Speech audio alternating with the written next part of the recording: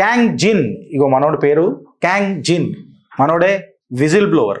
17 years of age నుంచి మన కిమ్కి God లెక్క పనిచేసిండు, ఆ వండర్ల్యాండ్లో పనిచేసిండు. 2016లో డిఫెక్ట్ అయిందట, పర్సనల్ లాస్ అయిందంట, అందుకే రాజ్యాన్ని మూతి మీద దాన్ని బయటికి వెళ్ళిండట. కాకపోతే కుటుంబం ఏమైందో అవన్నీగా వినాలనంటే అంత ఉండే జర బాధమైన ఆయన కథనే ఒక కన్నీటి గాథ లెక్క ఉండే.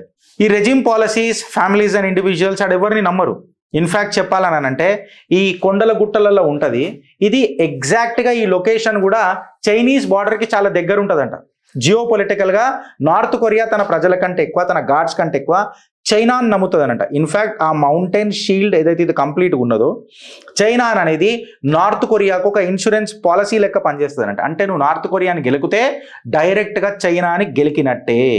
కిమ్ తన ప్రజలను నమ్మే కంటే చైనా యొక్క జాగ్రఫీని నమ్ముతాడు. ఇన్ఫ్యాక్ట్ ఆయన నార్త్ కొరియా యొక్క జాగ్రఫీని నమ్ముతాడు.